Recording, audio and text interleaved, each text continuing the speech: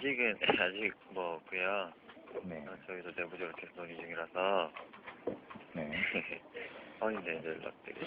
뭐 그걸 뭐 하면 어떻게 되니까 뭐 어쨌든 제가 확인되는 대로 연락드릴게요. 뭐 내부적으로 그렇게 저희가 뭐 이거에 대해서 무슨 뭐 특별한 뭐 어떤 조치라든지 이런 걸 일단은 생각하고 있지 않습니다. 왜냐하면 저희는 현재 지금 근로기준법이라든지 이런 거 다 준수하고 있기 때문에. 네, 저의 영원 빵원을 받고 일을 했습니다. 뭔가 인턴이니까 언제나 배움의 자세로 열심히 일을 했지만 너 말고도 다른 애 쓰면 되니까 뭐 그런 마인드이기 때문에 불만 있으면 나가라 이거였습니다. 월급은 10만 원이야. 근데 너 아니라도 일할 사람은 많아. 요즘 유명 디자이너 밑에서 일을 하려면 이런 급여 조건쯤은 감수해야 한다고 합니다. 대중들에게도 친숙한 이상봉 디자이너가 월급 갑질을 하다가 된통 여론의 문매를 맞고 있습니다. 백화점에서는 아르바이트생 무릎을 꿇린 고객에 이어 직원의 뺨을 때린 갑질 고객까지 등장했습니다. 해도 해도 끝이 없는 갑질 얘기. 오히려 하면 할수록 점입 가경입니다. 이종혁 여의도 연구원 부원장, 백기종 전 수서경찰서 강력팀장, 최진 대통령 리더십 연구소장, 유해 법률평론가 모시고 연일 떠오르는 신갑질 얘기 나눠보도록 하겠습니다. 안녕하십니까? 네, 안녕하세요. 자, 신갑질 첫 번째 거 어떤 내용인지 한번 보겠습니다. 자, 이분 누구신지 아시겠죠? 폭언 파문 논란 권기선. 자, 권기선 부산경찰청장 얘기인 것 같은데요. 네. 자, 백기종 선생님. 네. 오늘 부산경찰청장 사과를 했죠? 사과를 했지만 네. 지금 논란이 끊이지 않습니다. 아, 그렇습니까? 그 권기선 부산청장이 경북청장 작년에 할 때도 네. 부하 직원과 간내 순실을 가면서 네. 그 묻는 말에 질문에 대답을 못 한다고 도로 위에 그 뭐 소땡땡 개땡땡 하는 식으로 욕을 하면서 네. 내려 이렇게 지금 아주 중간에 차에서 내려놓 그렇죠. 그렇게 아주 그리고 포괄적인 그냥 가버렸습니까? 아니, 아주 뭐 내려놓지는 않았는데 결국 그런 식으로 해서 목적지까지 가긴 갔는데 예. 그래서 지금 부산지방청장으로 발령이 나서 갈 때도 상당히 우려를 했다고 합니다. 네. 근데 부산지방청장이 지금 부산 그 전 경찰을 대표하는 청장이고 네. 또 우리나라 차기 경찰총장의 5사람 중에 한 명이거든요. 예. 그 지금 이분이 경북 예천 출신으로 경찰대 이기면서 강신명 청장하고 사실상 동기입니다. 네. 그리고 이 경찰청 기획쇄신단장을 했던 사람이거든요. 근데 아하. 지금 경찰이 지금 15만의 조직입니다. 예. 그러면 5살, 6살 많은 총경에게 부하라고 하더라도 예. 뭐 개땡땡 식으로 육두문자에 욕을 하고 반말하고 폭언을 한다. 네. 이거는 그 지방청장의 자격으로서 굉장히 우려스러운 그런 상황이고 이게 과연 많은 사람을 욕을 먹이는 것이죠. 네. 지금 경우가 200만이거든요. 네. 200만 경우인데 90%가 15만 현재 조직원 중에 90%가 총경이야. 예. 그러면 부하 직원은 없는 상사가 어디 있습니까?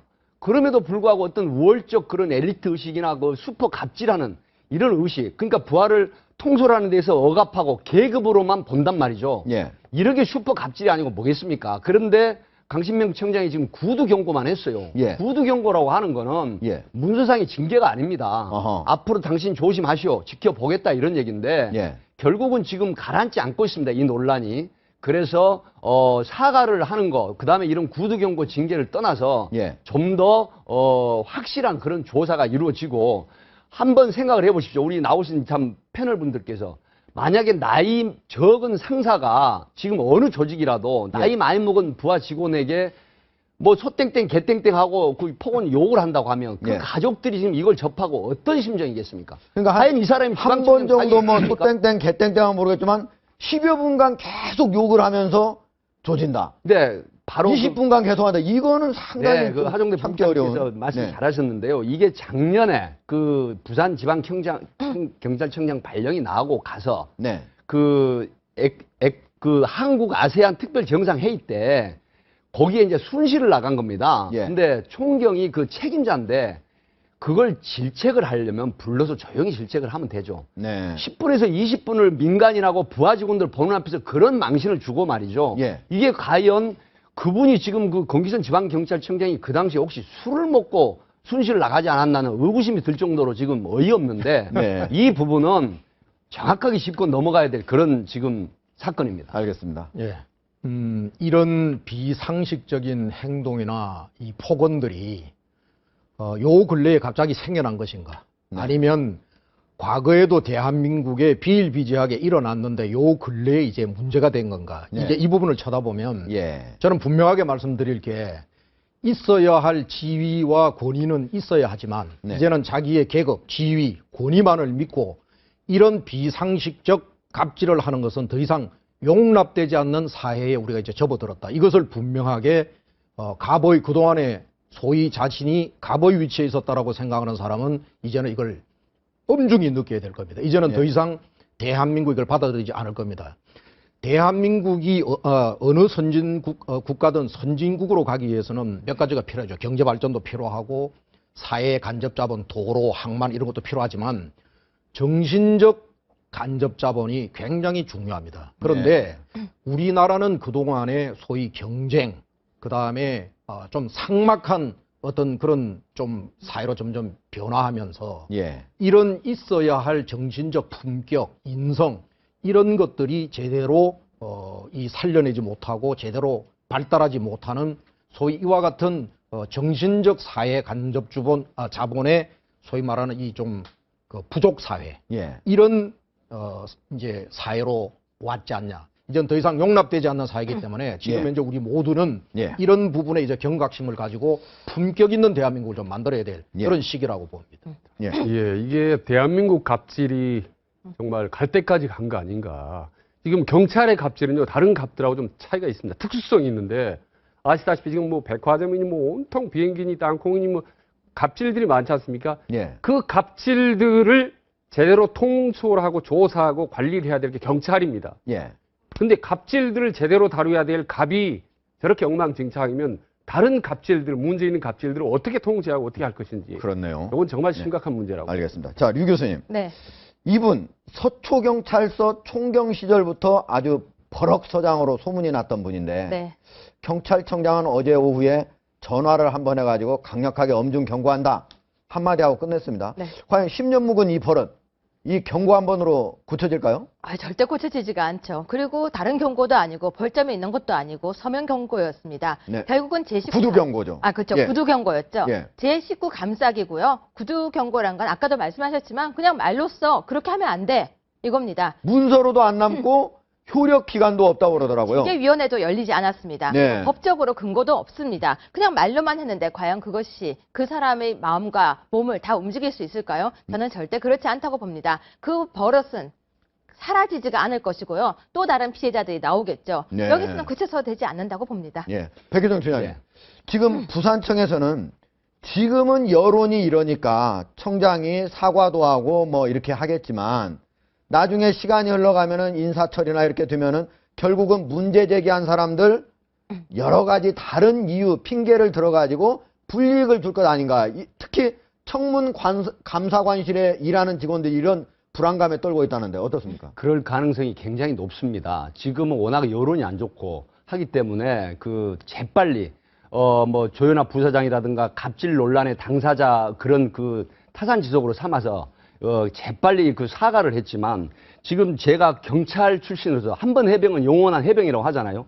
경찰도 한 번 경찰은 영원한 경찰입니다. 네. 왜 이런 말씀을 드리냐면 제가 이 사건이 불거지면서 굉장히 많은 100여 통이 넘는 전화를 받았어요. 네. 선후배들에게. 엄청 많이 받았어요. 예, 그런데 뭐가 문제냐면 지금 강신명 청장하고 동기입니다. 경찰대 이기고 하면은 강신명 청장이 지금 112 신고 체제 확립, 동네 조폭 이런 데서 특별 단속해가지고 굉장히 성과를 내고 열심히 지금 뛰고 있거든요. 네. 근데 동기라는 사람이 지방청장 내려가가지고 그 나이 많이 먹은 부하 직원들 총경이면 그래도 경찰이 꽃 아니겠습니까? 우리 한명대 예. 부국장님도 기사생활 오래 하셨으니까.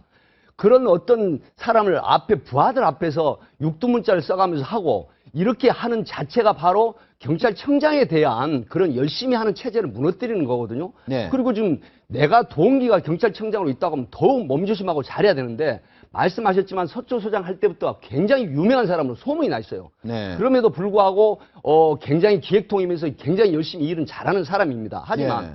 우리가 제가 좀 애람되지만 그 서번트 리더십이라는 말이 있지 않습니까? 예. 부하를 존중하고 어떤 계급으로 통솔하고 억눌러서 이렇게 지휘를 하게 되면 오히려 돌아서 욕을 하거든요. 자기가 욕한 만큼 돌아서면 훨씬 더 큰 욕을 한단 말이죠. 예. 이런 부분을 망각을 하고 안 오르는 거죠. 이렇게 하면은. 그렇죠. 네. 그렇기 때문에 이게 지금 만약에 일반 총경 이하가 이런 형태로 언론에 많은 비난을 받고 언론에 노출이 되고 이렇다고 하면 과연 이런 구두 경고로 끝나겠느냐? 아니란 말이죠. 예. 그렇기 때문에 수많은 경찰관들의 이런 반발, 이런 체제적으로 정말 앞으로 이런 일이 없어야 된다는 이런 수포갑질을 일벌백계해야 된다는 이런 심리, 예. 이런 게 필요합니다. 알겠습니다.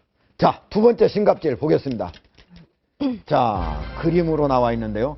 백화점 뺨질려. 예, 이름도 잘 지었습니다. 뺨질려. 자, 어떤 내용인지 먼저 영상을 보시겠습니다. 자, 저게 바로 롯데백화점 대전점입니다. 예. 지금 화면에 이미 지나갔는데 뺨을 때린 장면이 확 하고 지나갔습니다. 예.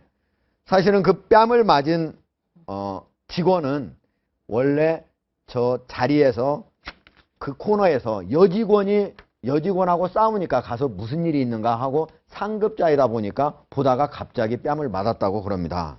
자, 이 백화점 고객 이렇게 무슨 일로 이렇게 백화점에 직원 뺨까지 때리게 됐습니까? 이제 옷을 사서 간 뒤에 예. 그 옷을 이제 밖으로 온 거예요. 예. 밖으로 왔는데 백화점에서는 보통 우리가 옷을 잘 바꿔줍니다. 예. 왜냐하면 고객이 이제 옷을 바꿔달라고 할 경우에 마음이 변심이니까 바꿔주는데 네. 옷에 뭔가 묻었던 거예요. 예. 그러니까 백화점에서 안 됩니다, 손님. 그러니까 왜 안 되냐면서 문제가 시작됐는데요. 립스틱이 묻었다고 그러죠? 우리가 이런 경우가 많습니다. 저 예. 같은 경우도 가방을 사서 갔는데요. 네. 누군가 그 안에 껌을 넣어놓은 거예요. 예. 그러니까 제가 새 가방을 사서 갔는데 누군가가 한번 들고 갔다 온 것이었죠. 네. 그걸 보고 블랙 컨슈머라고 하는데 예. 이 고객도 사실은 블랙 컨슈머에 해당되는 거예요. 물건을 산 뒤에 한두 번 입고 다시 바꾸기, 환불하기. 그리고 근데 마음에 안 들면은 자기가 설령 이제 립스틱이 묻은 거는 실수로 묻었겠죠? 아니 근데 네. 약간의 여기에는 뭐가 있냐면요. 예. 고의성이 있습니다. 한 번 입고 그 옷을 한 번 입고 갔다 왔으니까 예. 변심이 아니라 다시 바꿔서 새 옷을 또 사가는 그런 아주 그런 사람이 있다 그죠? 많습니다. 요즘. 이분은 이제 53만 원짜리 옷을 네. 색상과 디자인이 마음에 안 든다. 그렇죠. 그러면서 처음으로 바꿔달라고 했다는데 백화점 규정상으로는 원래 바꿔줄 수 없다면서요? 그러니까 일반적으로는 보통 며칠 안에 환불 기간에는 바꿔줍니다. 예. 그리고 백화점에서는 그 정도 신용으로 보통 운영이 되는데 립스틱을 묻은 경우에는 세탁도 되지 않고 세탁된 옷을 판매할 세탁이 안 됩니까? 립스틱은 세탁이 잘 안 돼요. 아하. 아주 그러니까 고가의 드라이 클리닝을 하지 않으면은 예. 세탁이 안 되는 세탁이 된다고 해도요. 드라이 클리닝을 하면 되긴 되는 거예요?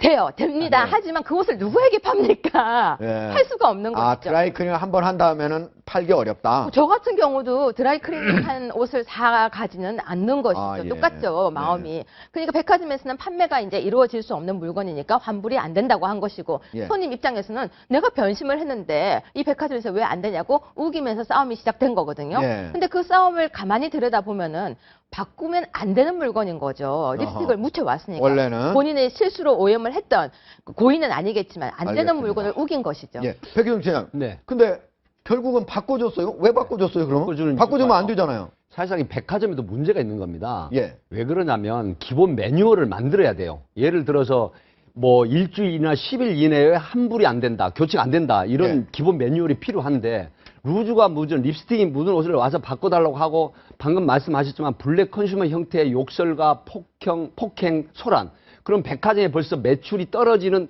분위기를 느낀단 말이죠. 네. 그리고 마치 백화점이 잘못한 것처럼 하는데 이건 기본 매뉴얼을 작성을 해서 빨리 112로 경찰에 신고해서 조치를 하고 네. 그다음에 블랙 컨슈머든 아니면 부당한 고객에 대해서는 적절한 조치를 해야 되는데 이런 게 부족하다. 그래서 알겠습니다. 결국 수포 갑질하는 걸 그대로 방치하게 되는 네. 결론이죠. 자, 이 색상, 디자인이 마음에 안 든다고 해서 교환을 하러 갔던 이 고객.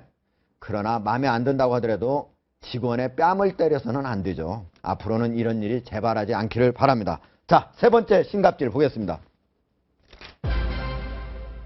기내난동 갑질 승객 바비킴. 유명 가수죠?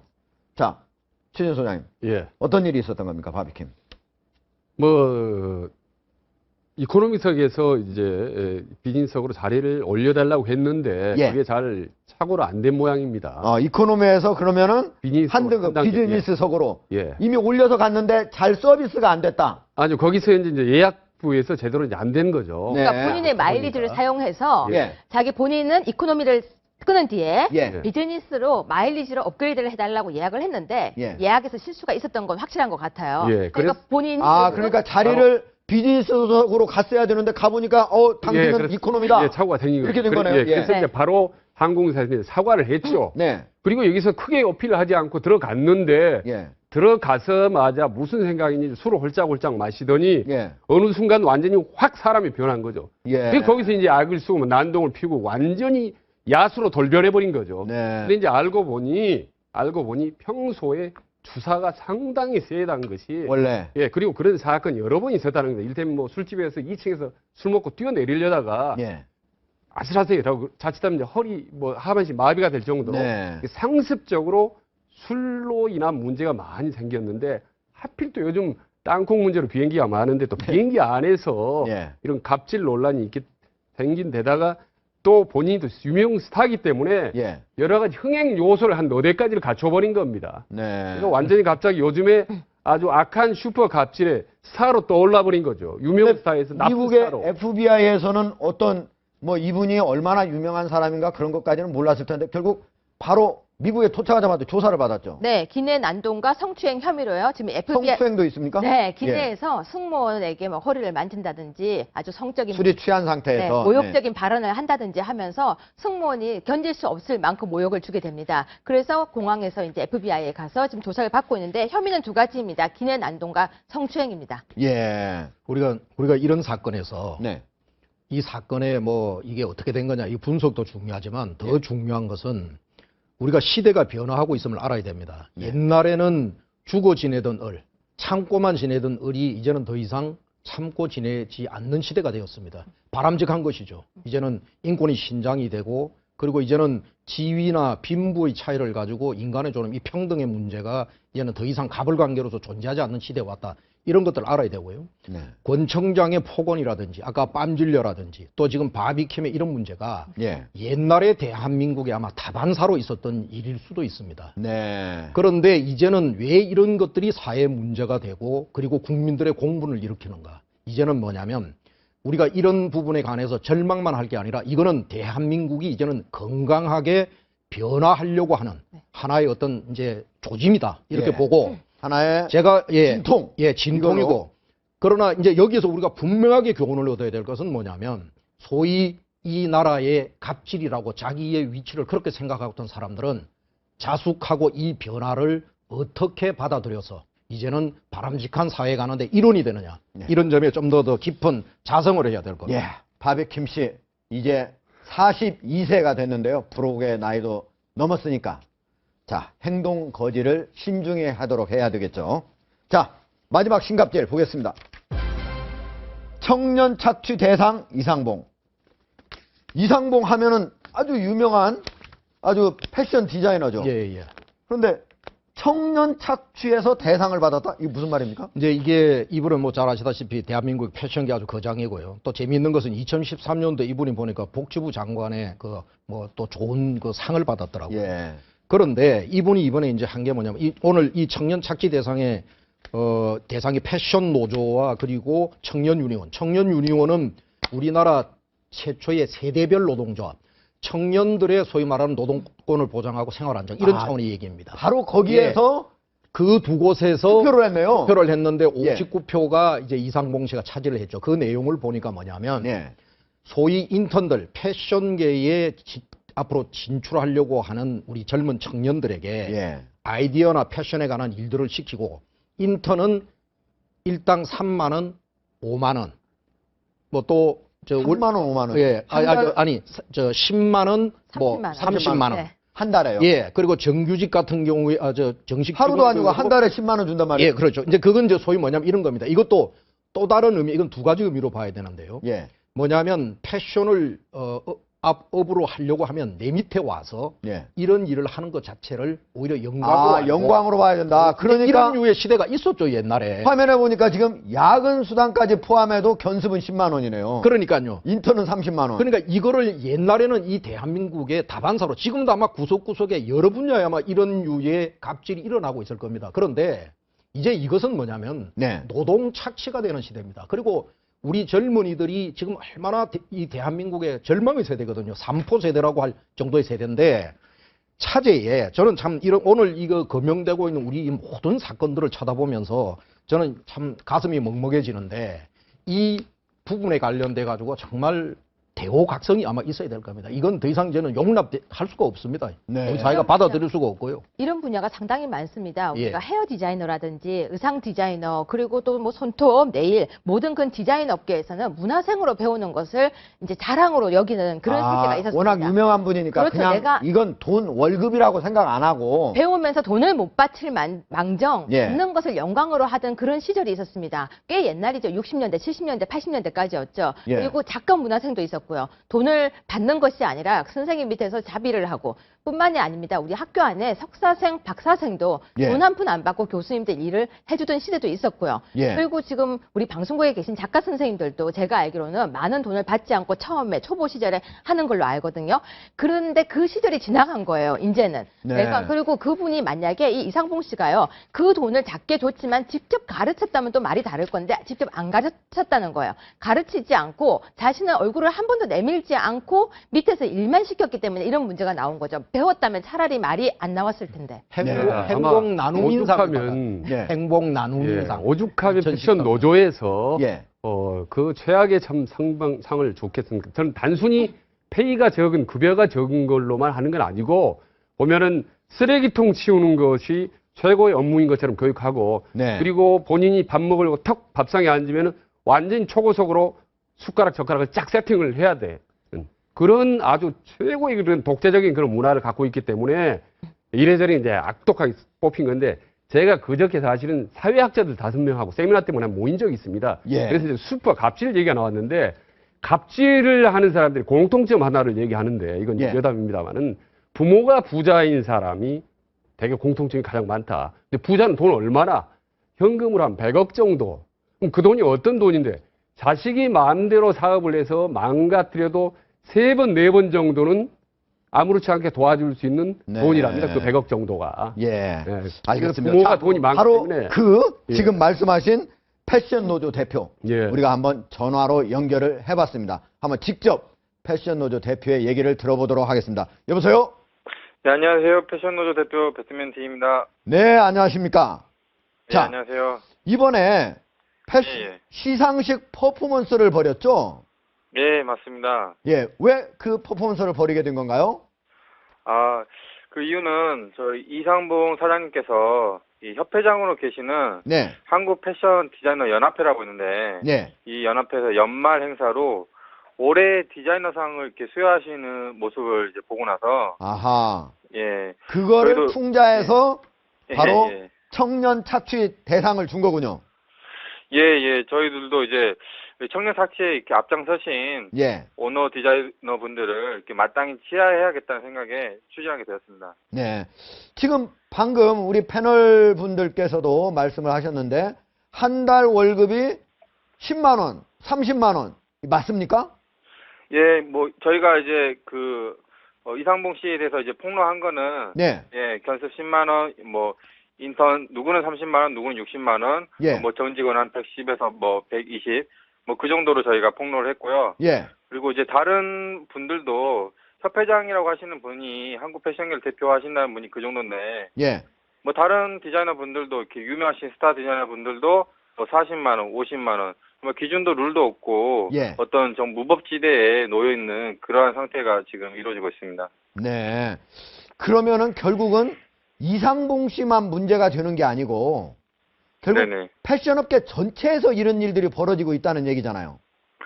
예, 제가 그거를 단적으로 설명을 드리면은 정말 소름 끼쳤던 거는 예, 이제 대학을 갓 졸업하고 이제 창업을 하는 청년들도 있지 않겠습니까? 예, 그 친구들이 이제 나이가 20대 중반, 20대 후반인데 예, 그 친구들이 창업을 해가지고 이 어르신들이 하는 걸 똑같이 따라합니다. 네. 그게 무슨 말이냐면 구인 광고를 갖다가 무급 인턴을 뽑고 그 50만 원, 40만 원 인턴 월급을 주면서 예. 똑같이 노동 사실을 한다는 거죠. 예. 예. 알겠습니다. 예, 예. 오늘 말씀 감사합니다. 예, 감사합니다. 네. 자, 이 문제 해결하려면 어떻게 해야 됩니까? 잘못된 노동 관행입니다. 예. 옛날 과거에 우리가 군사 독재 시절이 있었고요. 그 당시에 사실은 많은 노동 운동가들이 소위 그 노동자 착취를 바로잡, 그래서 노동자가 사람답게 사는 세상을 만들기 위해서 이제 전태일 열사 같은 분들이 분사를 하시고 그러셨지 않습니까? 그렇죠. 네. 그런데 이제 그런 시대는 어느 정도 지나갔습니다. 물론 아직까지도 정규직과 비정규직의 여러 가지 차이라든지 뭐 여러 가지 서름들이 많습니다만은, 그런데 우리 구석에 이번과 같은 이런 류의 사태만 있겠느냐? 그렇지 않고 구석구석에 비정상적 노동 착취 관행이 나는 대한민국 구석구석에 엄습해 있다. 자리 잡았다고 봅니다. 그래서 이제는 우리가 들여다봐야 할 부분을 바로 이런 부분.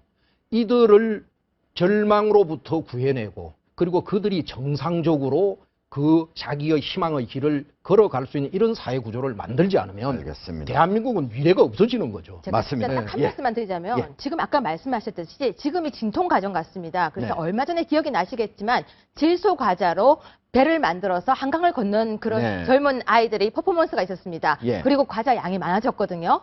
그래서 이렇게 고발이 많았으면 좋겠습니다. 우리가 먹거리 고발을 하면은 아무래도 나아지듯이 직업이라든지 관행, 구석구석에 잘못되고 있는 거에 대한 고발이 많아진다면 그래도 지금은 아프지만 좀 나아질 것이라고 보여집니다. 그렇네요. 네. 자, 이제 패션 업계든 백화점이든 아니면 경찰이든 앞으로 이런 갑질 더 이상 나오지 않기를 바랍니다. 청와대가 시계형 몰래 카메라를 구입한 데 이어서 도청 감지기도 구입했다는 주장이 나왔습니다. 또 뭘 구입했는지 그것도 허위로 기록해 온 것으로 드러났는데요. 도대체 어디다 쓰려고 그랬을까요? 잠시 뒤에 이 문제를 폭로한 최민희 의원 전화로 연결할 건데요. 그 자초지종을 정리해 보도록 하겠습니다. 그 이전에 네. 오늘 오후에 네. 갑자기 국회 운영위원이 네. 거기에 나오라 했는데 안 나오고 가겠다고 하면서 청와대 민정수석 김영한 수석이 사표를 제출했다고요? 예. 그 비서실장이 나오라고 했는데도 불구하고 본인이 이제 뭐 얼마 되지 않기 때문에 그만둘 때가 이렇게 그냥 안 나온 건데 이건 있을 수가 없는 일입니다. 청와대. 네. 그러니까 도대체 이게 지금 민정수석실은 아시다시피 문건이 파문이 나온 핵심적인 그 부서기 때문에 국회나 국민들이 궁금한 사항이 많습니다. 네. 가장 중요한 청와대 핵심 시스템이 어떻게 망가졌는지, 뭐가 문제 있는지 이걸 지금 수석에게 물어보겠다는 건데 안 나가버리는 거 아닙니까? 그러니까 공직기강 비서관이 있는 자리가 바로 민정수석 그렇습니다. 아닙니까? 민정비서관이든지. 사실은 지금 국회에 나간 김기춘 대통령 비서실장보다도 더 잘 알고 있는 분이죠. 그렇습니다. 그 친인척 관리라는 모든 걸 하는 청와대 어떤 심장부라고 할 수 있는데 예. 국민들이 너무나 궁금한 게 많죠. 더구나 이번에 검찰 수사 결과도 미흡했기 때문에 예. 이래저래 궁금한 사항이 많은데 그 책임자가 예. 어떻게 보면 안 간다고 버텨버리는 이런 상황은 정말 말도 안 되는 상황이죠. 그러니까 참 이해를 못하는 게 박근혜 정부 하면 아주 좀 권위가 많은 권위주의적 정부다라고 알려져 있는데 권위가 전부 없는 겁니다. 이게 어떻게 됩니까? 권위주의 정부에 권위가 없다. 아니 공직 박근혜 기관과 정부가 직결된 문제인 거죠. 권위가 있는 정부, 뭐 권위를 내세워서 이렇게 이 힘이라 주는 그런 정부는 아니죠. 아니 권위라는 게 이제 오늘 공직 기강을 얘기하는 건데 제가 권위가 없으면 청와대가 아니죠. 예. 민정수석실이 그동안 국회 운영위원회에는 국회는 이 절차와 관행이라는 게 있습니다. 예. 그것 또한 중요합니다. 예. 그런데 그동안에 역대 정권의 어느 쪽에서도 민정수석이 국회에 해야 함에도 불구하고 민정수석이 국회 절차 관행이라는 이유로 예. 안 나오는 게 예. 그동안에는 절차였습니다. 근데 예. 거기는 또 이유는 있습니다. 예. 뭐냐면 민정수석이 다루는 일이라고 하는 것이 바로 그냥 굉장히 다 예민한 사안들이거든요. 네. 그리고 대개가 보면 사실은 논란으로 불거지면 사법 판단을 받거나 소위 말하는 사법 검찰이라든지 경찰의 조사를 봐야 되는 그런 사안이고 예. 그렇기 때문에 조용히 국가의 올바른 방향을 통해서 업무를 진행하되 네. 그런 부분이 결국 정치적 논란의 정쟁 속에 들어가서는 예. 그게 국익이 도움이 안 된다. 예. 그런 취지로 안 나왔던 겁니다. 이번에 그런데 근데 요번에 초유의 사건 아닙니까? 아니 근데 이번 아니 초유의 사건은 아니죠. 이제 그게 그런 절차와 관행이었던 거죠. 그런데 이번 같은 경우에 저는 좀 아쉬운 게 뭐냐면 예. 제가 지금 알고 있기로는 뭐 정확하게 제가 청와대에 있지 않은 사람이니까 그 모든 것을 알 수는 없지만 오늘 김기춘 비서실장이 해임 건의를 하겠다라고 얘기가 나오는 것을 보면 예. 아마 오늘 국회 운영위가 굉장히 중요하니까 민정수석이 참석해줬으면 좋겠다 하는 이런 류의 뭔가 언질은 있었지 않겠나 이렇게 국회 따정가 추측해 아니라 봅니다. 지시를 했대요. 지시를 했다는 겁니다. 지시를 거부했다는 예, 겁니다. 그 부분 그렇다라고 제가 하면 조금 이거는 이제 말씀드리겠습니다. 굉장히 예. 문제가 있는 거죠. 알겠습니다. 거죠. 우리 백 네, 예. 지금 이 내용이 이겁니다. 정확하게 어떤 팩트냐면요. 예. 여야 운영위 간사에서 지금까지 민정수석이 조사위에 나와가지고 딱 한 번 있었다고 합니다. 김기춘 비서실장이 나왔는데 여야 간사가 운영위에서 그 민정수석 김영한 민정수석이 출석을 시켜서 증언을 하는 게 어떻겠느냐 하니까 여야 간사가 합의를 해서 그 다음에 김기춘 비서실장이 오케이 출석하도록 하겠습니다. 예. 이렇게 해서 이제 출석하도록 했는데 그 말을 전해 들은 김정한 수석이 바로 사표를 던져버린 거예요. 예. 그러면 지금 야당에서 뭘 얘기를 하고 있냐면 그 최영락 경위, 그 다음에 한모 경위 이 사람들을 해유한 당사자로 지목되는 사람이 바로 김영한 수석이에요. 네. 김영한 수석 입장에서는 국회에 나와가지고 야당이 추궁하든 여당이 추궁하든 묻는 말에 만약에 진실을 얘기하지 않았을 때 과연 두 경위한테 회유를 한 것인가 아닌가 이걸 분명히 밝혀줘야 돼요. 이런 게 나중에 허위 증언이 돼버리면 처벌을 받는단 말이에요. 그리고 김기춘 비서실장에 대한 불만도 있는 것이죠. 네. 왜 나를 보호하지 않고 나를 덜컥 민정수석을 갖다가 국회 운영위에서 거기에 증언하도록 하느냐. 네. 이런 부분. 그건 문제는 두 딱 가지를- 하나만 더 말씀드리겠습니다. 예. 지금 이게 왜 초유의 사태냐면요. 12일 날 박근혜 대통령께서 신년 기자회견을 합니다. 네. 그럼 청와대 민정수석이라는 분이 대통령 기자회견을 앞두고 사표를 던져버린다? 이건 어마어마한 큰 아주 초유의 사태가 아니라 전대미문의 네. 사태로. 그래서 조금 저는 전에 말씀드린 경위 네. 사건을 비롯해서 궁금한 정윤회 사건이라든지 박지만의 사건이라든지 문건 유출의 모든 그 핵심적인 일에 딱 직접 관련된 게 민정수석입니다. 네. 그러니까 이번 이 운영위가 아니어도 특검이라든지 혹은 검찰 수사라든지 모든 포커스가 되고 있는 게 민정수석실. 그렇습니다. 그러니까 이번 같은 경우는 다른 데 출석이 저것과는 달리 약간 특수한 케이스 때문에 예. 다른 경우 설령 한 번도 안 나왔더라도 이번만큼은 민정수석실이 나와야 되는 맞다. 그런 상황이죠. 예. 근데 그게 아마 저는 이거라고 생각합니다. 국회에서는 국회의원 선거 있을 때만 국민을 무서워합니다. 네. 청와대는 대통령 선거 있을 때만 국민을 무서워합니다. 예. 국민을 무서워하는 청와대와 국회가 되어야 되는데 지금 이번에 나오지 않은 것은 정말 국민을 전혀 무서워하지 않는 모습이라고 저는 네, 보여집니다. 제가 예. 한마디 말씀드리면요. 이게 지금 김기춘 비서실장의 지시를 어긴 걸 넘어서 네. 대통령에게 항명하는 형태가 돼버린 거거든요. 네. 이거 심각한 수준입니다. 자, 알겠습니다. 자, 뭐 지금 대통령 하러 명까지는 아니고요. 예. 이것은 뭐냐면은 저는 국회가 부르면 이거는 국민이 부르는 거거든요. 저도 국회의원을 했던 사람으로서 그러면 그 국회의 부름은 국민의 그 권위와 존엄으로서 받아들여줘야 되는 그게 상식입니다. 알겠습니다. 자, 지금 청와대 외교수석실에서 도청 감지기를 구입했다. 이렇게 문제를 제기하신 분이 있습니다. 새정치민주연합의 최면혜 의원인데요. 지금 전화로 연결되어 있습니다. 최면혜 의원님. 네, 안녕하세요. 네, 안녕하십니까. 전화 연결 네. 감사합니다. 네, 자, 오늘 문제 제기를 두 가지를 하셨죠. 하나는 네, 청와대에 있는 네. 외교수석실에서 도청 감지기를 구입했다.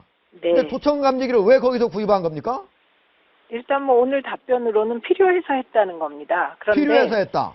네, 그런데 그게 좀 이상한 것이 예. 청와대의 도청 감지 담당하는 곳이 경호실입니다. 그렇죠. 그래서 경호실이 이제 일정한 시기를 두고 뭐 본관하고 관저 등은 이제 도청 감지 그 시스템을 작동하고요. 네. 그리고 수석실들의 경우는 요청을 할 경우 경호실에서 도청 감지, 뭐 방지 이런 걸 해주기 때문에 네. 사실은 개별 수석실에서 도청 감지기를 살 일이 없는 것입니다. 그동안의 네. 관행에 따르면요. 그런데 뭐 필요하다고 해서 좋다 그럼 필요해서 샀으면 하필이면 2014년 9월 25일 날 샀냐. 그 이전에는 그럼 필요가 없었냐. 예. 이렇게 물어봤더니 답변이 정말 이상했습니다. 우연이다 이렇게 답변했어요. 우연히 그때 샀다.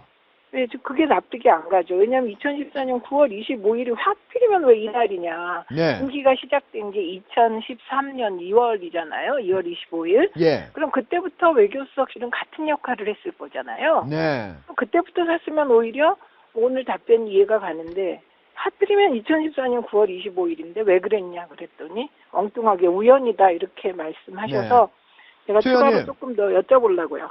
최 의원님, 실제로 그러면 외교수석실에서는 어디에 사용했다고 그럽니까?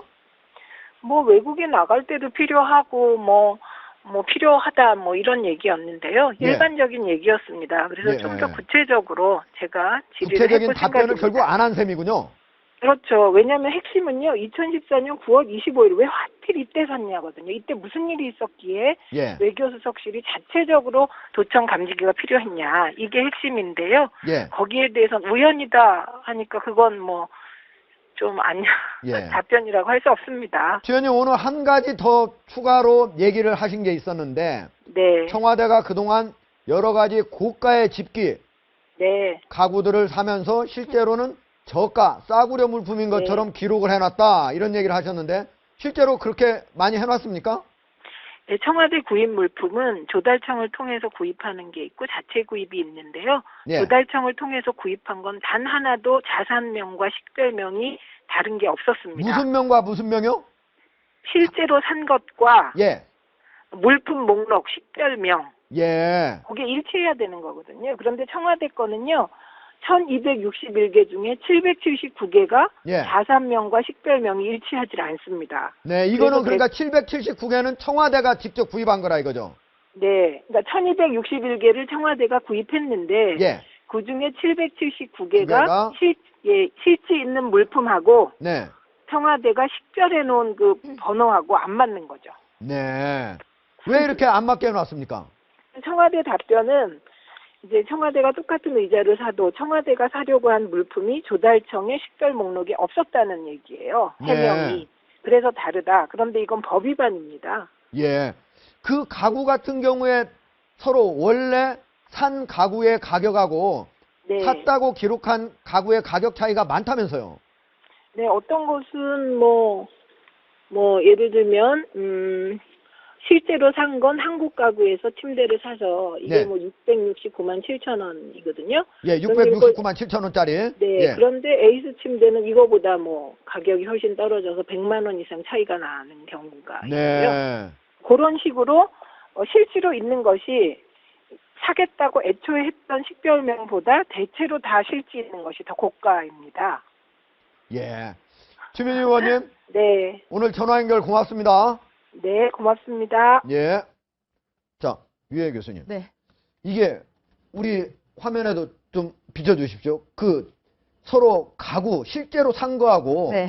샀다고 기록해 놓은 거하고 차이가 많다요. 저 가구 저 얼마나 차이 납니까? 저? 네, 제가 그래서 논현동 가구 거리에 한국 가구를 비교를 해봤는데요. 예. 한국 가구 정상 매장인 경우에는 지금 저 디자인이요. 번호가 정확하게 맞다고 하면은 450만 원 정도를 부르는 데도 있었고요. 예. 또 이제 우리가 아울렛이라고 한국 가구 비바체 장식장. 네, 아울렛이라고 하는 경우에는 250만 원까지도 부르고요. 아, 또, 250만 원, 네, 한 450만 원. 똑같은 디자인인데도 650만 원도 있었습니다. 네, 그래서 네. 정확하게 가격 폭은 알 수가 없었지만 예. 일단 300만 원 선은 넘는 것은 확실했습니다. 그럼 오른쪽 거는 얼마? 예, 같은 장식장. 네, 다시 오른쪽 보여주십시오. 장식장은요. 지금 네. 현재 싸게는 50만 원까지.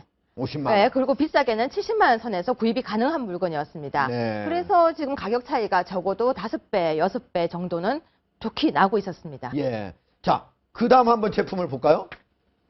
예.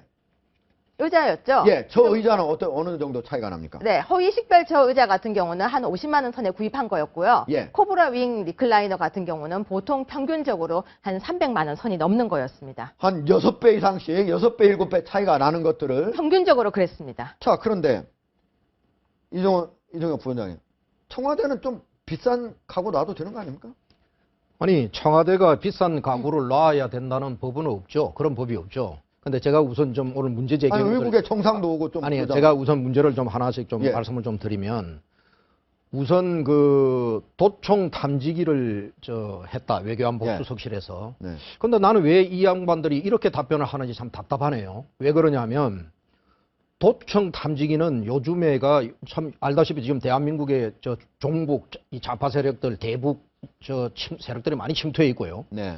그리고 외국의 외교안보 수석 관련된 공무원들이 대통령을 모시고 바깥을 나간다든지 하면 요즘에는 치열한 외교 전쟁의 시대입니다. 예. 그리고 또 상대방의 국가의 외교 정보를 어떻게 탐지해서 사전에 어떻게 대처하느냐. 네. 이거는 국익적 차원으로 아마 어느 나라든지 하는 거죠. 네. 그러니 우리는 많은 정보를 습득해야 되고 우리의 정보는 가급적 노출을 시켜서는 안 되는 거죠. 예. 그런 측면으로 보면 혹시 소위 우리의 대담 혹은 통신 부분을 도청을 할 우려가 있기 때문에 예. 외교 안보 옛날에는 경호실에만 도청 탐지기가 있었다라고 하는 것은 그건 옛날 과거의 얘기고요. 예. 이런 시대에 그런 도청 탐지기가 필요한 것이죠. 그건 그런 용도라고 얘기를 하면 되는 것인데 예. 그리고 또 왜 9월 12일 날 14년 9월 12일 날 왜 하필 그때냐. 아니 물건이라고 하는 것은 여러 가지 추세에 봐도 우리가 물건을 살 때 꼭 날짜를 정해놓고 삽니까? 어느 날 가정에서도 이제 필요한 시기가 되면 어떤 물건을 구입하는 거죠. 용토에 맞게끔. 예. 그런 것이지 이런 부분을 가지고 옛날 과거에 군사 정권 시대 같으면 뭐 청와대가 본부에서 이런 걸 해서 뭔 짓을 하려고 하느냐 이런 예. 의혹을 갈 수 있지만 이런 의혹은 그건 억측이다. 예. 근데 예. 그리고 경호실이 해야 될 일을 왜 외교 아니 경호실이 하는 얘기가 아니죠. 그런데. 외교안보 수석실에서는 외교 관련된 전쟁의 각종 회의라든 거기서 그게 답하고 그렇지 해야 되는 않습니다. 거죠. 예. 예. 네. 아니 그러면 수석실마다 다 그러면 뭐 시계정사하고 도청감지 쉬고 가면은 경호실이 할 일은 뭐가 있습니까? 자, 두 가지 이번 사태에 관해서 아주 중요한 문제인데 하나는 조금 전에 최민희 의원님 말씀하신 거나 이런 내용들은 전부 보안 사항입니다. 네. 이건 나올 수가 없는 사항입니다. 무슨 가구가 얼마고 뭐하고 이게 다 지금 공개가 되지 않습니까? 예. 저도 청와대에 있어봤지만 이건 상당히 중요한 보안 사항이고 대통령 시계나 이런 것도 총무비서실 여민관 1층 지하에 있고 국객 단추가 자물쇠로 잠겨져 있기 때문에 예. 청와대 물품이 어떻게 쓰고 뭐 얼마 쓰고 하는 건 거의 1급 보안 사항이나 다름없습니다. 근데 이게 네. 만천하에 공개됐다? 이거는 누군가 제보를 했다는 거거든요. 네. 청와대 이건 상당히 정보 라인에 뚫려 있다, 구멍이 뚫려 있다는 겁니다. 아, 지난번에 뭐 문건도 다 최민희 의원이 정식으로 청와대에 요청해서 받은 자료가 아닙니까? 그게 제가 아니, 아니고 그것도 그렇게- 내부 그리고 아니. 과거에도 줍니다. 예. 주지만은 저런 디테일하고 미묘한 것까지는 주지 않고 예. 더구나 시계형 몰카, 도청 감적 1을 샀다는 사실 자체는 특별하게 안에서 내부 제보를 하지 않으면 힘든 상황입니다. 그런데 이런 것들이 스스럼 없이 다 공개된다는 것은 상당히 보안 시스템이 문제가 있다. 특히 예. 좀 보십시오.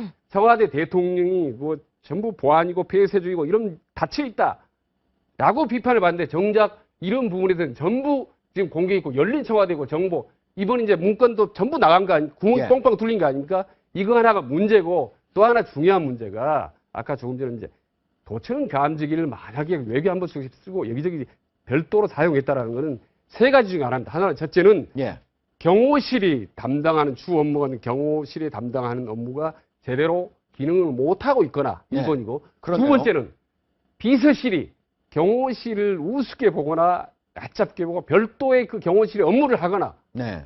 세 번째 하나는 그 물품을 구입하고 하는 담당하는 데가 총무비서실입니다. 이재만 이런 그 비서관이 담당하는 실세 네. 3인방주 한 사람인 그러면 총무비서실이 자의적으로 돈을 비싼 거 이리저리 사고 필요할 때 이리저리 마음대로 제멋대로 구입하거나 예. 셋 중에 하나인 거죠. 알겠습니다. 아니 자, 최진 소장님이 자, 굉장히 아니, 합리적인 잠깐만요. 분이신데 자, 제가 아니 저는 시간이 억측이죠. 모자라기 때문에 아니, 억측이죠. 자, 네. 우리가 설령 청와대가 고가의 집기가 필요하다고 하더라도 그리고 도청 감지기가 필요하다고 하더라도 정정당당하게 사서 구입하시면 될 것 같습니다. 자, 통진당 헌법재판소의 결정으로 결국은 해산이 됐죠. 그런데 통진당이 여러 가지 해산이 되기 전에 가지고 있었던 소송들이 있었다라고 합니다. 그 과정에서 바로 유시민 의원 여러 가지 갑자기 최근 쾌재를 부르고 있다 이런 얘기가 있었습니다. 네, 정치인 펀드 때문이죠. 예. 과거에 이제 유시민 의원이 창안했던 정치인 펀드가 그럼 금액이 지금 상당 한 10억 정도 된다고 남은 금액이 한 8억 얼마에서 10억이 된다고 하는데 그 금액이 재판 중이었습니다. 근데 재판 중인데 통진당이 그러니까 유시민 의원이 통진당에게 줘야 될 돈인 건데 네. 통진당이 없어져 버렸습니다. 무슨 네. 말이냐 해산이 되면서 왜 줘야 될 돈이 됐습니까? 그러니까 10억 정도 돈을 모았는데요. 거기서 통진당이 그 돈을 댄 거군요. 네, 그래서 그 돈을 결국 반환을 하는 재판 중이었습니다. 구상권 청구라고 하고 있죠. 예. 그런데 통진당이 우리식으로 표현하자면 사망을 한 것입니다. 예. 법인이 사망한 경우에는 재판은 없던 걸로 되거든요. 예. 그렇다면 지금 현재 재판을 할 경우에 유시민은 돈을 줘야 될 곳이 없어지게 된 것이죠. 그러면 안 줘도 됩니까, 유시민 의원? 이게 바로 전례가 없습니다. 이런 예. 경우가 한 번도 없었기 때문에 재판부도 고민이 될 건데요. 지금 현행 법대로라면 제가 볼 때는 줄 수가 없고 줄 필요가 없을 것 같습니다. 아하. 이 구조가 예. 이 구조가 지금 말씀하신 거하고는 조금 차이가 있는데요. 2011년도 당시 유시민 씨가 대표로 있던 국민참여당이 예. 펀드를 조성을 해서 정당 운영 자금으로 쓰기 위해서 한 10억 정도를 조성을 합니다. 네. 당연히 그 정당이 그냥 그대로 있었다면 국민참여당이 이 펀드를 상환을 해야 되겠죠. 그렇죠. 그런데 2012년도 아시다시피 당시에 새누리당을 꺾기 위해서 소위 말해서 진보정당 세 정당이 통합을 했죠. 해서 통합을 예, 했습니다. 통합진보당을 그래서 만들었죠. 통합진보당이 된 네. 것이죠. 그러면 법률적 구조로서는 국민참여당의 채무조차도 정당이 통합하게 되면은 승계가 되는 게 사실은 원칙입니다. 네. 그런데 2011년도에 참여를 하면서 당시 국민참여당의 유시민 씨가 뭐라고 얘기를 했느냐면 예. 2011년도부터 우리가 연 2억씩 이렇게 갚아서 이게 이제 이 한도가 저작년 8월 30일이 마감 날이었습니다. 예. 그런데 그 안에 통합이 되고 난 이후에 이 법률 관계가 복잡해진 게 경선 부정 때문에 또 통합진보당이 분당 사태가 그렇죠. 일어났거든요. 그렇습니다. 예. 그러니까 이제 또 찢어 발기고 난리가 난 거죠. 예. 그러다 보니까 이 이제 법률 관계가 아주 모호해져 버린 겁니다. 네. 그리고 그러니까 지금 이거는 뭐냐면은 전형적인 책임 정치의 막장극이고 이 펀드를 조성해주고 당연히 이자하고 원금을 상환받을 줄 알았던 국민들은 정치 사기극을 당한 거고. 그렇네요. 그렇습니다. 이게. 예. 그리고 통진당은 이번에 이제 정당 해산이 돼 버렸습니다. 그러니 어디로부터 어떻게 지금 현재의 이 피해자들이 소위 피해 금액을 받아야 되느냐. 이게 펀드에 돈 낸 사람들.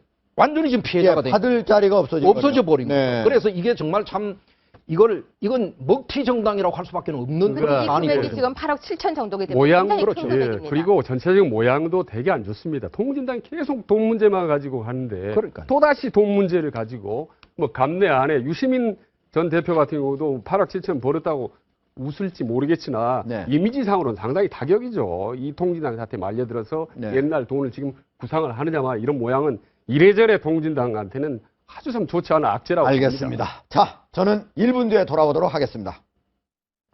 쾌도남마 오늘 준비한 소식은 여기까지입니다. 시청해주신 여러분 고맙습니다. 자, 끝으로 이종혁 부원장님 마지막 발언 기회 드리겠습니다. 대한민국이 더 이상 갑의 위치에 있는 나라가 아닙니다. 을들과 같이 더불어 사는 사회가 돼야 되고요. 그리고 특히 정치를 하시는 분들이나 국민에게 영향력을 끼치는 그런 위치에 있는 분일수록 이제는 국민의 이익이 어디에 있는가, 그리고 국민을 어떻게 하면 평안하게 잘 모시는 사회와 국가를 만들 것인가, 이런 부분에 깊은 고민을 하지 않으면 이제는 국민의 손에 의해서 결국 이제 현재 우리 사회 갑질들이 더 이상 용납되지 않는 이런 분노에 의하여 떠밀려가듯이 그런 시대가 올 것이다, 저는 그런 생각을 알겠습니다. 예, 이제는 닫힌 청와대가 활짝 열려야 됩니다. 네. 그래야 민주적인